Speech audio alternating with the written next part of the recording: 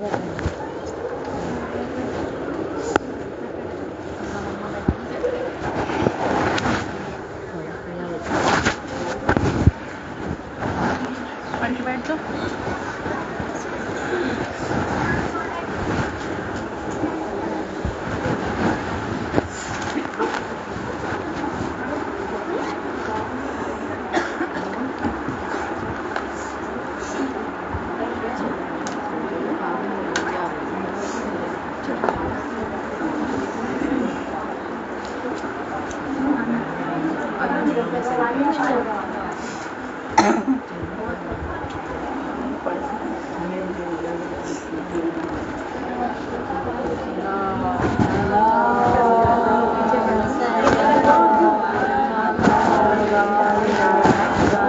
خوشنودی پنجتن پاک نعرہ صلوات.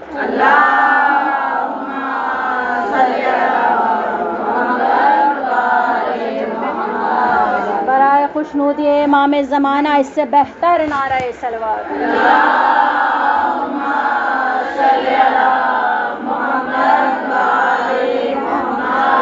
بی بی کی تشریف آوری کے لیے بلند ترین نعرہ صلوات.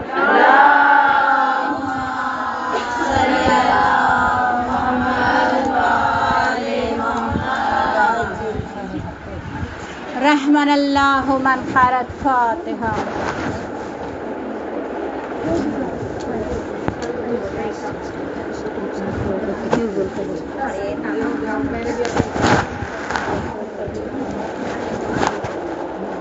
الحمدللہ. اعوذ باللہ من الشیطان اللعین الرجیم. بسم اللہ الرحمن الرحیم. الحمدللہ رب العالمین والصلاة والسلام علی سید الانبیاء والمرسلین سیدنا و سید الثقلین مولانا و مولا الکونین امامنا و امام القبلتین جد الحسن والحسین ابی القاسم محمد.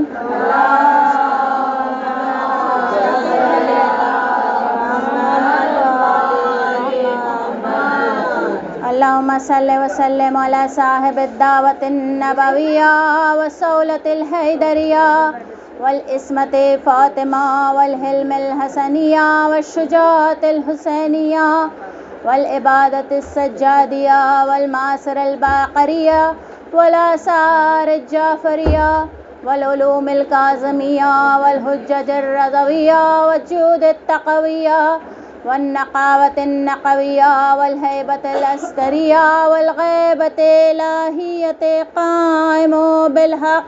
اللهم صل على محمد. أما بعد فقد قال الله تبارك وتعالى قوله الحق وهو أصدق الصادقين. بسم الله الرحمن الرحيم.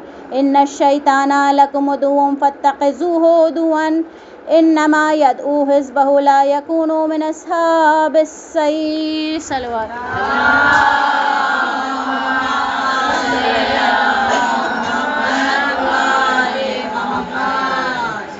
آج میں نے آپ مومنات کے سامنے سورہ فاطر کی 6 آیت کی تلاوت کرنے کا شرف حاصل کیا ہے.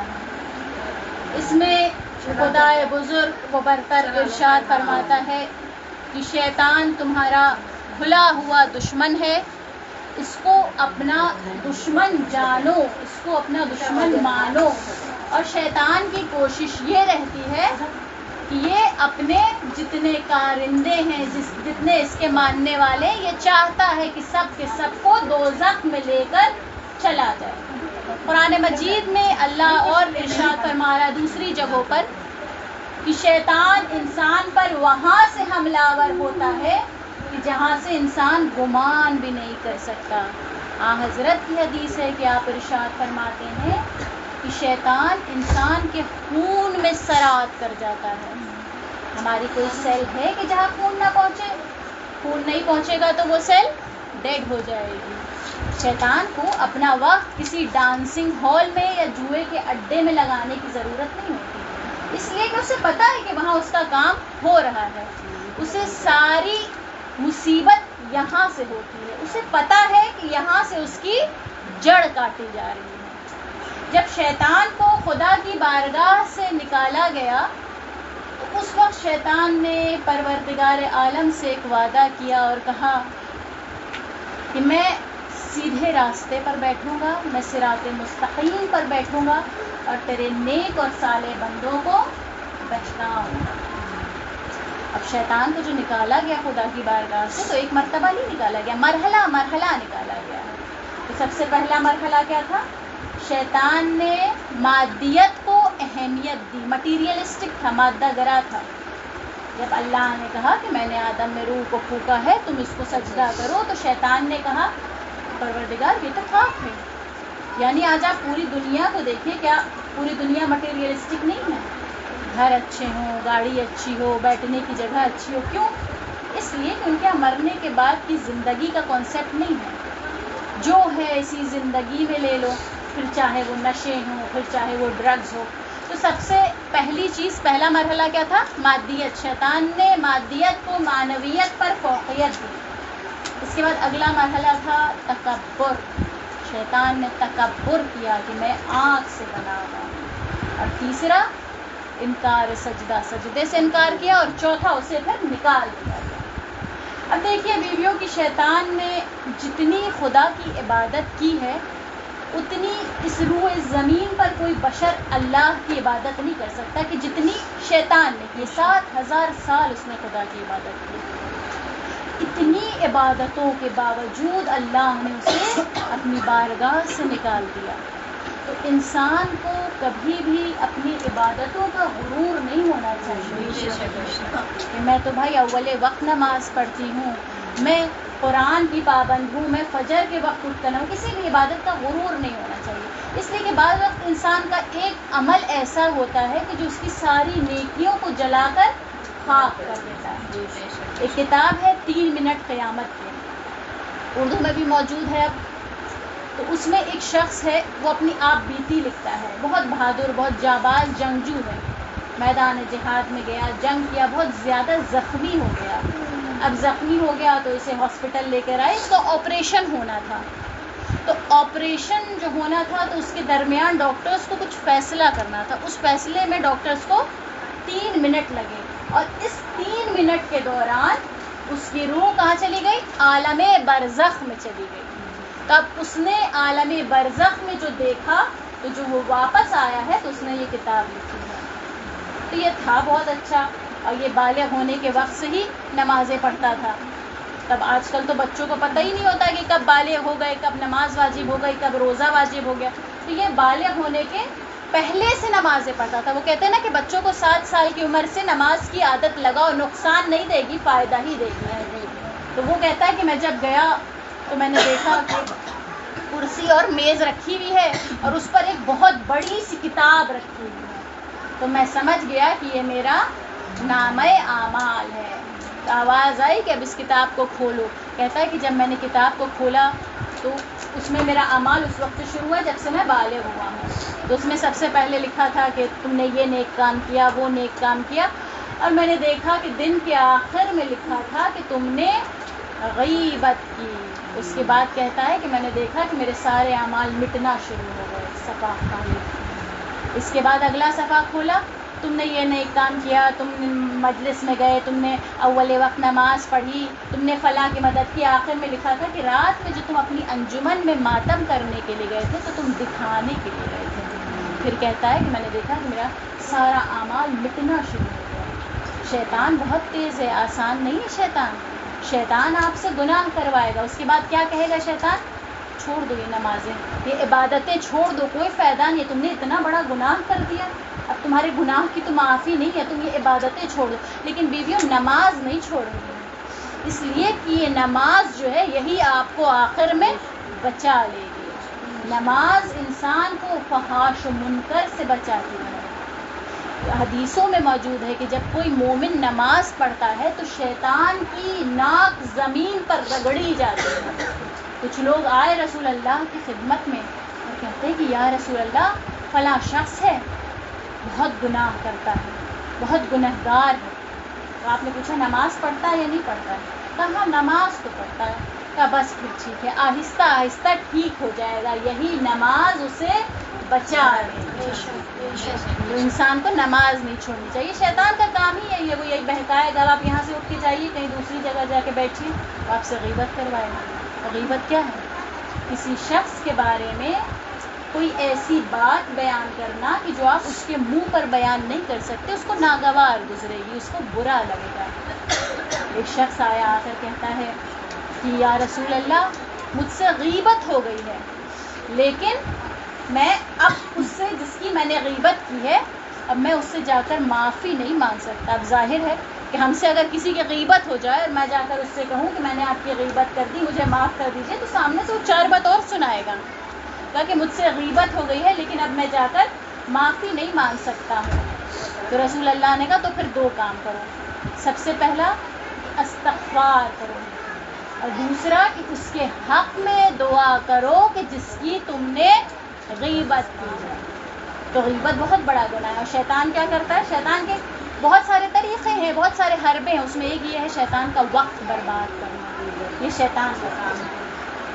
ایک عالم دین تھے، شیطان ان کے پاس آیا اور آ کر کہتا ہے کہ میں نے سنا ہے کہ آپ بہت بڑے عالم دین ہیں، میں چاہتا ہوں کہ آپ مجھ سے مباحثہ کریں، بحث کریں، میں دیکھنا چاہتا ہوں کہ کس کا علم زیادہ ہے۔ عالم دین نے کہا کہ نہیں، کوئی فائدہ نہیں ہے، تم جیت نہیں پاؤ گے، تم ہار جاؤ گے۔ کہا نہیں پھر بھی میں دیکھنا چاہتا ہوں۔ تو مباحثہ ہوا، آخر میں شیطان ہار گیا۔ عالم دین نے کہا میں نے کہا تھا نا کہ تم ہار جاؤ گے۔ تو وہ شخص کہتا ہے، وہ شیطان کہتا ہے کہ مجھے پتا تھا کہ میں ہار جاؤں گا، میں تو صرف آپ کا وقت برباد کروں۔ شیطان کا کام ہے یہ، شیطان وقت برباد کرتا ہے۔ اور شیطان کیا کرتا ہے؟ شیطان ہم لوگ کے گھر میں جو سب سے زیادہ کامن ہے وہ ہے جھگڑے کرواتا ہے، میاں بیوی کے بیچ میں جھگڑے، والدین اور اولاد کے بیچ میں جھگڑے، بھائی بہن کے بیچ میں جھگڑے، شیطان کرواتا ہے۔ اور جب رات کو سارے شیطان جمع ہوتے ہیں تو کس چیز پر سب سے زیادہ شیطان خوش ہوتا ہے؟ جب کوئی شیطان یہ کہتا ہے کہ میں نے آج میاں بیوی کے بیچ میں جھگڑا کروایا ہے تو شیطان سب سے زیادہ خوش ہوتا ہے۔ اس لیے کہ اگر میاں بیوی کے بیچ میں جھگڑا ہو جائے، گھر ٹوٹ جائے تو پھر کیا فائدہ؟ نہ نماز کا فائدہ، نہ روزے کا فائدہ، کسی چیز گھر ہی نہیں رہا تو پھر نماز روزوں کا کیا فائدہ؟ یہ شیطان کا کام ہے۔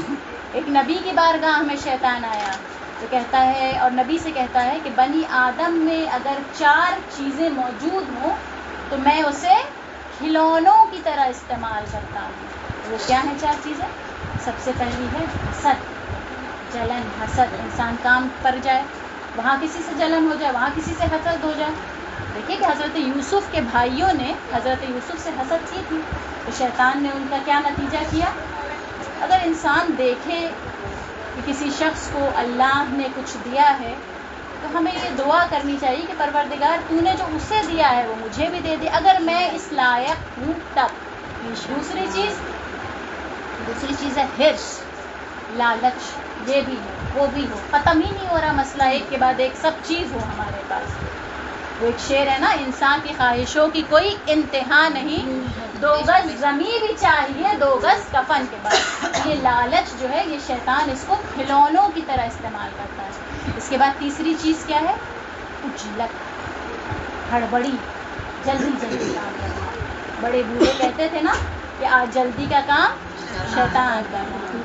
تو یہ عجلت اگر کسی میں، ہڑبڑی، جلدی کام کرنا، آرام سے کام کریے، تو یہ بھی شیطان کے حربوں میں سے شمار ہوتا ہے۔ اس کے بعد اگلی چیز ہے بخل، کنجوسی۔ لیکن جس حدیث میں یہ 4 حربوں کا ذکر تھا اس میں بخل کا معیار کچھ اور ہے، ایک درجہ بلند ہے۔ کنجوس کیا ہوتا ہے؟ کون ہوتا ہے جو اپنی کوئی چیز نہ دے، لیکن جو ایک درجہ بلند ہے وہ یہ ہے کہ اپنا تو نہیں دے لیکن اگر کوئی دوسرا دے رہا ہے تو اس کو بھی نہ دینے دے۔ مثلاً اکثر ایسا ہوتا ہے کہ ہم جا رہے کسی کے ساتھ، فقیر کو پیسے دینا چاہتے ہیں، لیکن کوئی بغل میں ہوتا ہے جو یہ کہتا ہے کہ نہیں کیا ضرورت ہے، ان لوگوں نے تو دھندا بنا لیا ہے، کیا ضرورت ہے ان کو پیسہ دینے کی۔ تو آیا تھا شیطان دنیا میں اکیلا ہی، مگر لوگ ساتھ آتے گئے، کارواں بنتا گیا۔ صلوات پڑھ دیجیے۔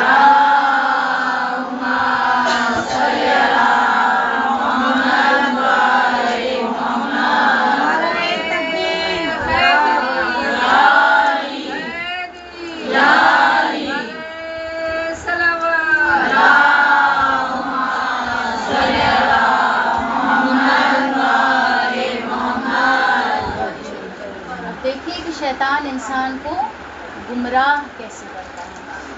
शैतान कैसे गुमराह करता है। किसी नबी की बारगाह में शैतान आया तो उन्होंने सवाल किया, नबी ने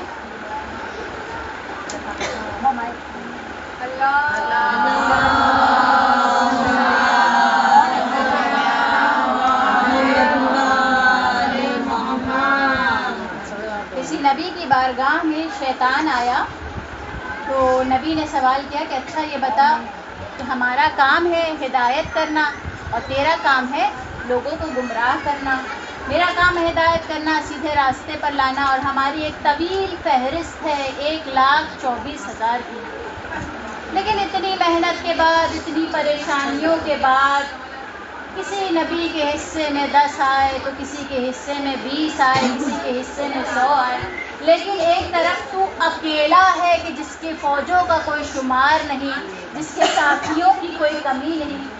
आखिर वजह क्या है कि तू इतनी जल्दी कामयाब होता है और हम लोगों की मुहिम कामयाब नहीं हो पाती। तो शैतान ये कहता है, देखिए अगर आप मेरा और आपका मुकाबला हो रहा है तो उसूल क्या है कि ना आप अपनी तरकीब हमको बताएंगी ना मैं अपनी तरकीब आपको बताऊंगी। इसलिए कि मुकाबले की शान ही है, आखिर में कोई ना कोई तो जीतेगा ही।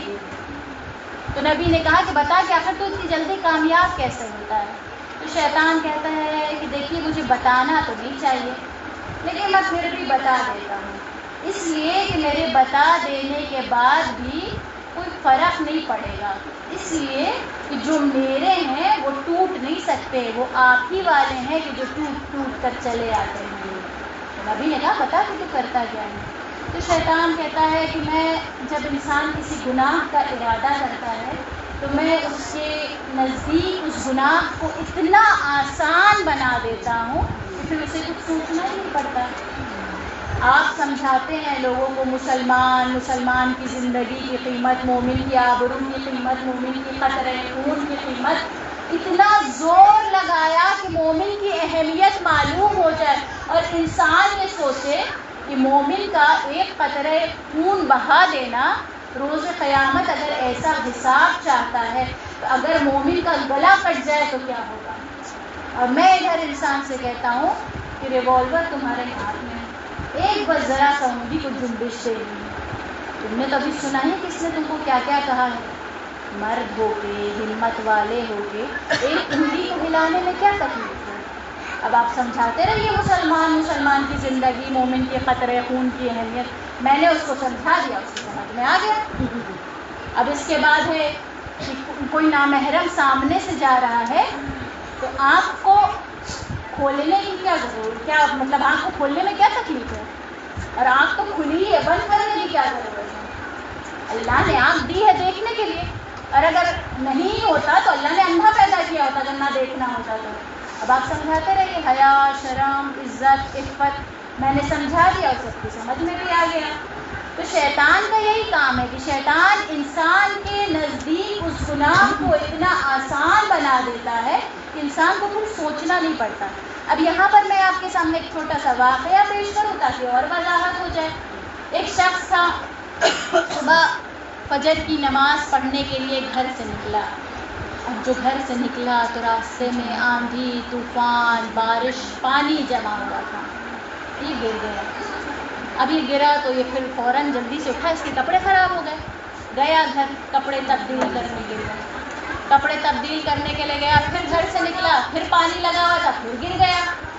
अब अल्लाह अकबर, देखिए तीसरी मर्तबा घर जा रहा है कपड़े तब्दील करने के लिए। अब तीसरी मर्तबा गया घर से, तीसरी मर्तबा जो निकला बाहर तो देखा कि दरवाजे पर एक बूढ़ा मकरूह शक्ल वाला शख्स हाथ में चिराग लिए खड़ा है और कह रहा तुझे मस्जिद छोड़ दूँ। तो गया, उसके साथ जल्दी जल्दी हो लिया, मस्जिद पहुंच गया। और वो शख्स, बूढ़ा शख्स कहता जा जाकर नमाज पढ़ ले।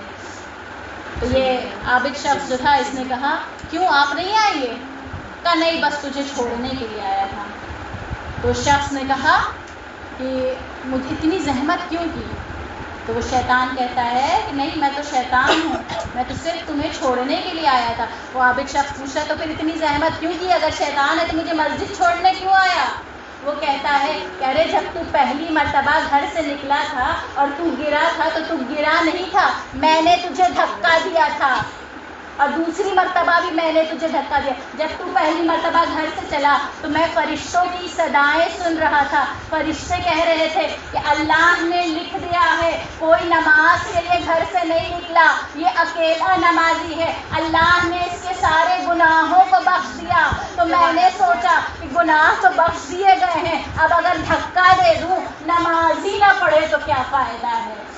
تو پہلی مرتبہ میں نے تجھے دھکا دیا، اب جب تو دوسری مرتبہ تو گھر سے کپڑے تبدیل کر کے نکلا تو میں فرشتوں کی صدائیں سن رہا تھا، فرشتے یہ کہہ رہے تھے کہ ارے اب اللہ نے لکھ دیا ہے اس کے تمام گھر والوں کے گناہوں کو اللہ نے بخش دیا ہے۔ اب تیسری مرتبہ میں چراغ لے کر آیا ہوں کہ کہیں ایسا نہ ہو کہ تیرا پیر پھسل جائے اور تو گر جائے اور تجھ ایک نمازی کی وجہ سے پورا کا پورا شہر بخشا جائے، اس لیے میں چراغ لے کر آیا ہوں۔ صلوات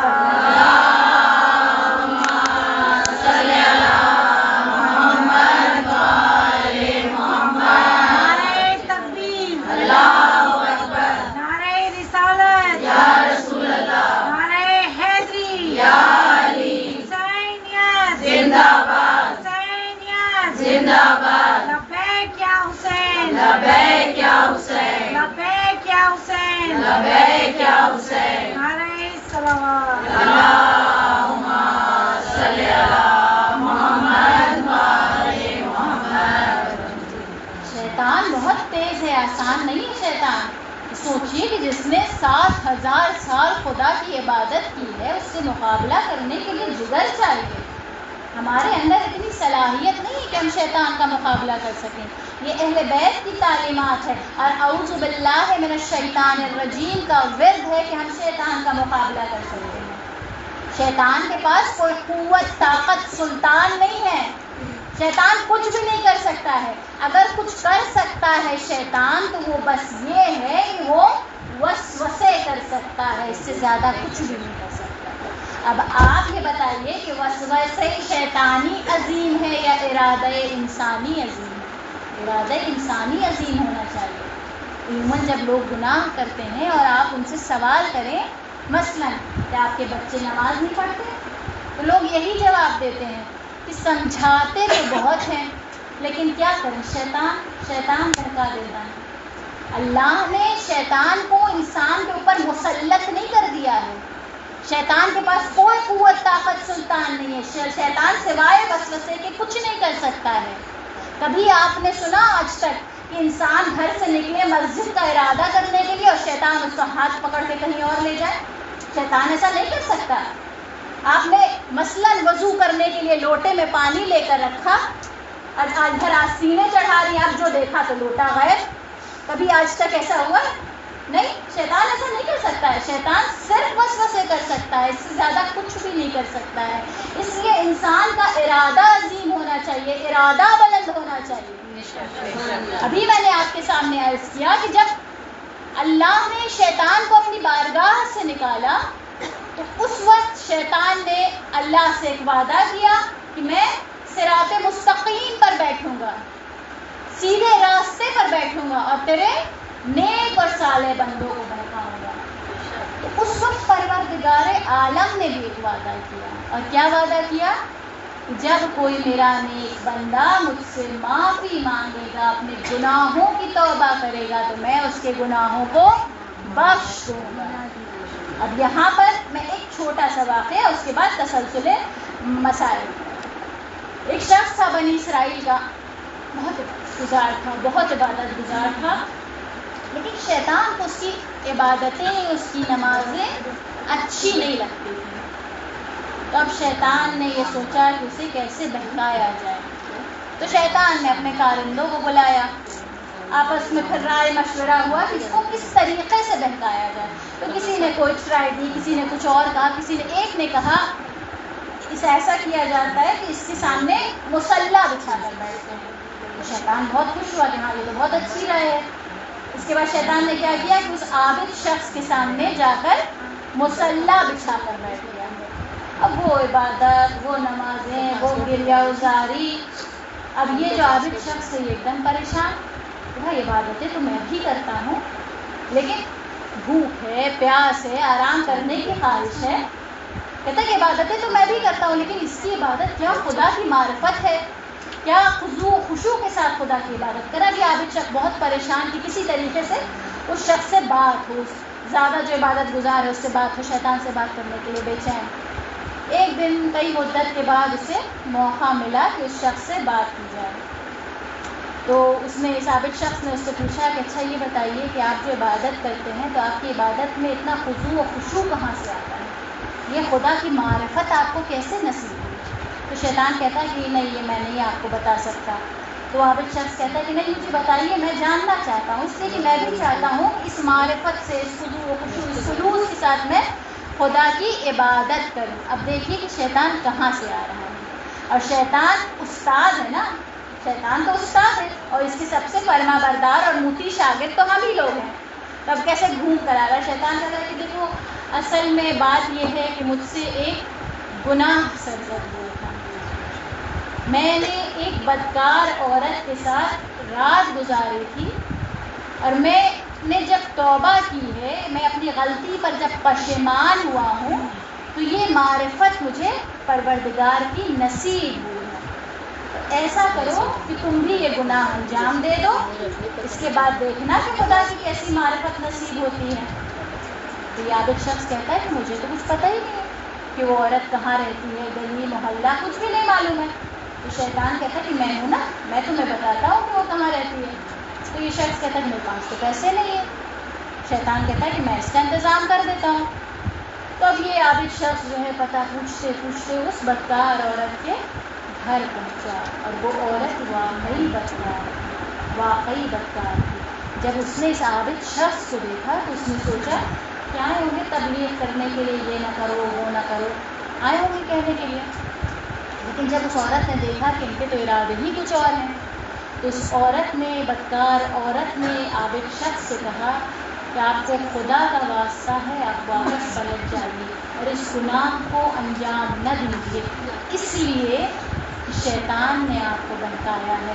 آپ شیطان کی پیروی نہ کریے، آپ کو خدا کا واسطہ ہے، واپس پلٹ جائیے. وہ عابد شخص واپس چلا گیا.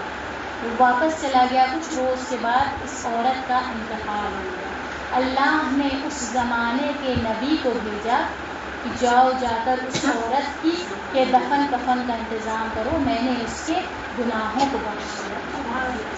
میں نے اس کے گناہوں کو بخش دیا. کیوں؟ اس لیے کہ اس نے ایک عابد انسان کو گناہ کرنے سے روکا. بھی میں نے آپ کے سامنے عرض کیا نا کہ اللہ نے بھی وعدہ کیا ہے کہ ہر وہ انسان کہ جو مجھ سے توبہ کرے گا سچے دل سے، میں اس کی توبہ کو قبول کروں گا.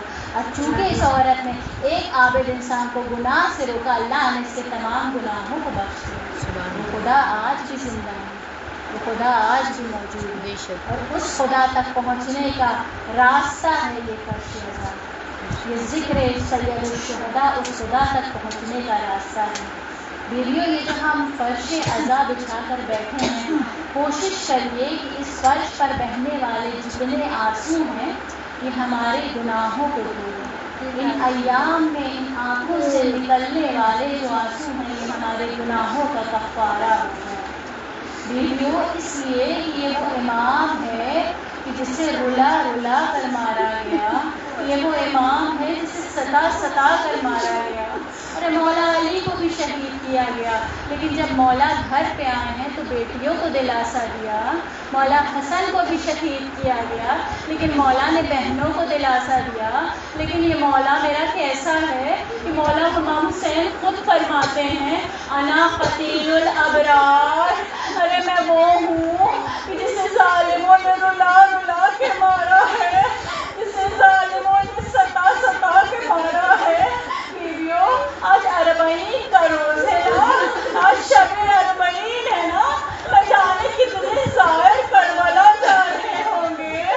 بیویوں، ایک چھوٹا سا واقعہ اور سن لیجیے. ایران کے کچھ زائر تھے، کربلا کی جانب جا رہے تھے، اربعین پر جا رہے تھے. وہ کسی بھی شخص کے گھر میں راستے میں جو بھی روکتا تھا تو وہ اس کے گھر پہ نہیں رکتے تھے، اس لیے کہ انہیں جلدی مولا کے حرم میں پہنچنا تھا۔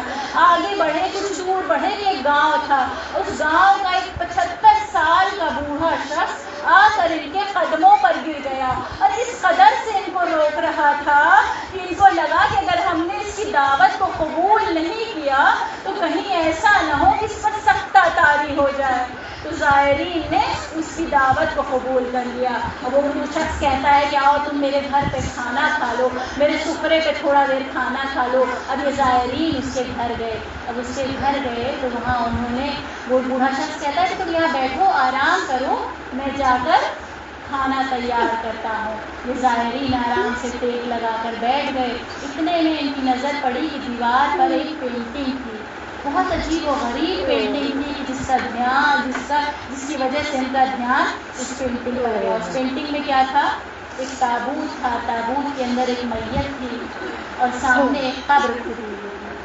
تو جب وہ بوڑھا شخص آیا تو زائرین نے پوچھا کہ آخر اس تصویر کا کیا ماجرا ہے؟ لوگ اپنے گھروں میں مولا کے حرم کی تصویر لگاتے ہیں، مولا کے روضے کی تصویر لگاتے ہیں، یہ کیسی تصویر ہے؟ وہ بوڑھا شخص کہتا ہے کہ تم پہلے کھانا کھا لو، اس کے بعد بتاؤں گا، کہیں ایسا نہ ہوا ہو کہ میں بتاؤں اور تم رونے لگو، مولا کے زائر کو پہلے کھانا کھا لو۔ بہت اصرار کیا، پھر بھی بوڑھا شخص کہتا نہیں، پہلے کھانا کھا لو۔ جب کھانا کھا لیا زائرین نے، ہاں اب بتا، تو وہ بوڑھا شخص کہتا ہے کہ یہ تابوت میرا تابوت ہے، یہ قبر میری قبر ہے، ایک روز میں مر گیا تھا اور میں آج تم لوگوں کے سامنے زندہ ہوں تو یہ حسین ابن علی کی دعا ہے۔ تم اس گاؤں میں کسی بھی گاؤں والے کے گھر چلے جاؤ، جا کر اس سے پوچھو کہ اس کا ماضی، جس شخص کے گھر میں ہم نے کھانا کھایا اس کا ماضی کیا تھا۔ سب یہی گواہی دیں گے کہ اس سے زیادہ فاسق انسان ہمارے گاؤں میں کوئی نہیں۔ کہتا ہے کہ میں حسین ابن علی کو نہیں مانتا تھا، میرا کوئی واسطہ نہیں تھا حسین ابن علی سے، نہ میں انہیں جانتا تھا، کوئی ایسا گناہ نہیں ہے کہ جو میں نے نہیں کیا ہے۔ میں گواہی دیتا ہوں کہ میں نے اپنی زندگی میں سارے گناہوں کو انجام دیا تھا، کوئی واسطہ نہیں تھا، بہت گنہگار تھا۔ ادھر صدام واصل جہنم ہوا، اربعین کا سلسلہ شروع ہوا، تو میں نے سوچا کہ جو لوگ کربلا کی زیارت کے لیے جا رہے ہیں، جب یہ تھکے ٹوٹے ہوئے زائرین رات کو سوئیں گے تب میں ان کو لوٹوں گا، کسی کا فون لے لوں گا، کسی کے پیسے لوٹ لوں گا۔